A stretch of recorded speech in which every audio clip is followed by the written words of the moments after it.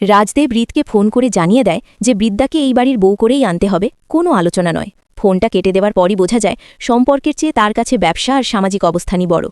এই কথোপকথন রূপের কানে যেতেই সে প্রশ্ন তোলে, কিন্তু রাজদেব স্পষ্ট করে দেয় এই বিষয়ে একটাও কথা বলা চলবে না। অন্যদিকে রিত বিদ্যাকে জানায় বাবার সিদ্ধান্তের কথা, কিন্তু বিদ্যা পরিষ্কার জানিয়ে দেয় সে কোনো সাজানো সংসারের অংশ হতে চায় না।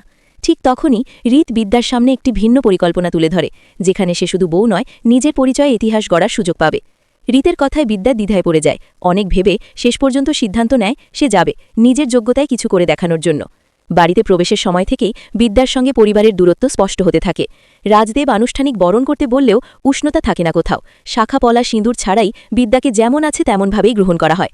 দুধে আলতার থালায় পা দিয়ে ঘরে ঢোকানো হলেও পরিবেশে উৎসবের বদলে চাপা অস্বস্তি কাজ করে।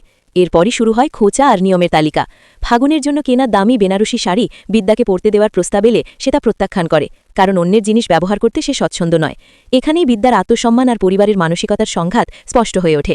ত্রিধা বিদ্যাকে সাবধান করে দেয় এই বাড়িকে যেন কোনো লড়াইয়ের ময়দান না বানানো হয় এবং প্রেস মিডিয়ার ঝামেলা যেন ঘরে না আসে।